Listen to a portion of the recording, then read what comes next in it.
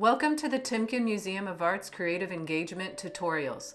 These step-by-step videos are here so you can make art on your own at your own pace.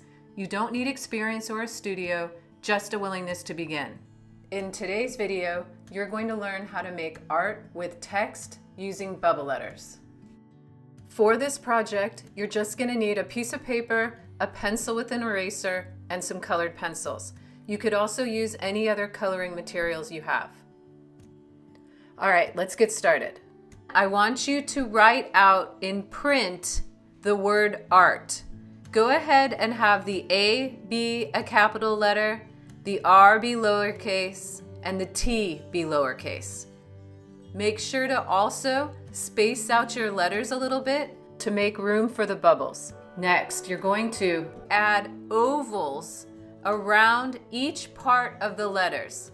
So what I mean by that is, see how I'm drawing ovals around the left side of the A, and then I drew an oval around the right side of the A? I'm then going to do the same thing for the center of the A.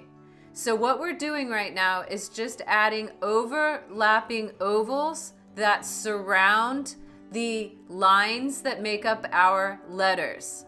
So then for the R, we're going to draw an oval around that vertical part of the R, and then when it comes time for the curve of the top of the R, you're going to use 3 overlapping ovals. Watch how I'm doing this in the video. The reason why we're going to draw 3 is that we need to indicate the curve of the top of that R. Moving on to the T, we do the same thing. Draw ovals around the center line of the T and around the line that crosses for the T. Once the ovals are drawn, I want you to erase the centers of each of these letters.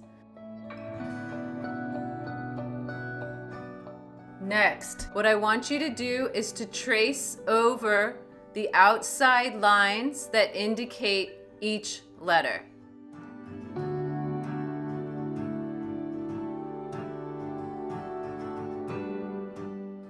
By retracing over the lines, you're going to make your letters a little bit more clean, so they'll pop out a little more.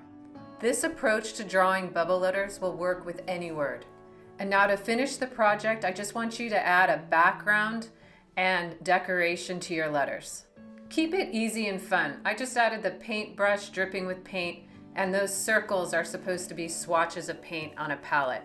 And don't forget the color, that adds so much beauty and decoration.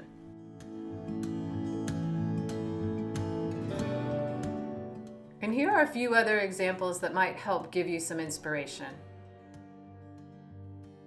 Whatever you end up doing, thank you so much for taking the time to make art with us, and I hope you have a peaceful and relaxing day.